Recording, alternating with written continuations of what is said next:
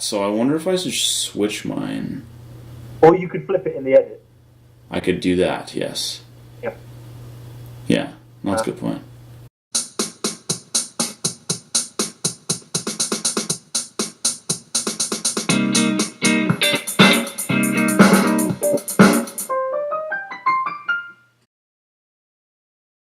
Do you communicate all the information you need to be considered authentic? I think so, because I think what I'm presenting isn't really that far from me anyway. But whether other people perceive it as authentic is something I can try and make a good guess at. But I don't know. Why do you choose to present all these different types of videos? Okay, yeah. The reason I do different kind of series of videos, though, is just because that's what I'm interested in. I just enjoy doing them. And, some are more successful than others, and I know which ones will be successful and which ones won't. I guess it's partly about building up a bit of a repertoire of work, but also it's just exploring things, and you can do that with different videos. It's like when we were talking the other day, Bilgewater is what I use to talk about things in pop culture.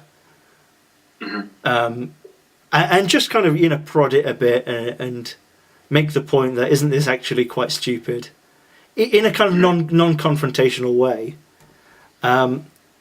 Whereas just a thought is kind of far more direct than that. So back to my original question, which is, do you think you're communicating all the information you need to be authentic? Yeah.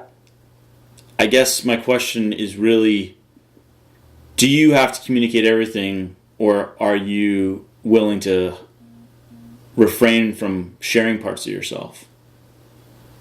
Maybe that's even convoluted in itself, but...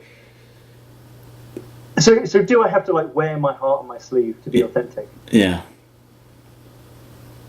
No, I don't think you do at all. I think you can be, in fact, very reserved. Mm-hmm.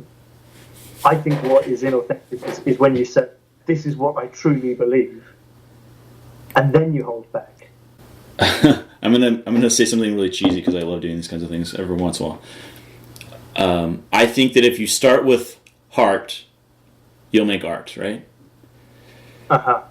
And what I mean by that is the word art is a component of heart. So you don't have to present your full heart in order to make art.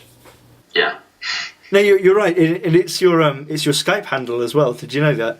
It is. Yeah. Well, I ask you that because I write stuff like that, and I always forget about it. Yeah, you've got to start from.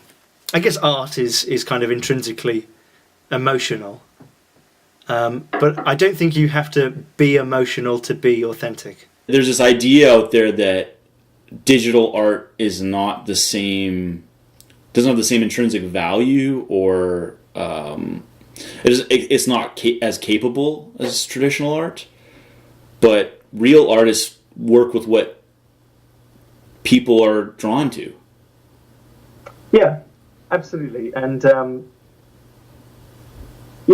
talking about that and talking about the whole thing about credibility. I mean, I'm a YouTuber, right? I mean, there's probably nothing more looked down upon than somebody who makes YouTube videos. And in fairness,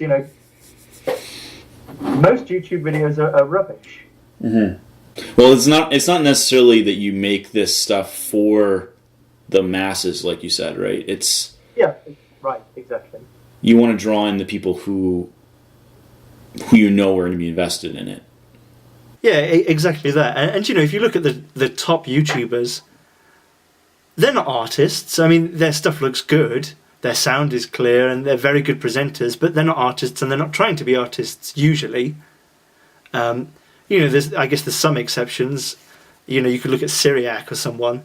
But most people are just kind of doing vlogs, and they're doing talking head stuff.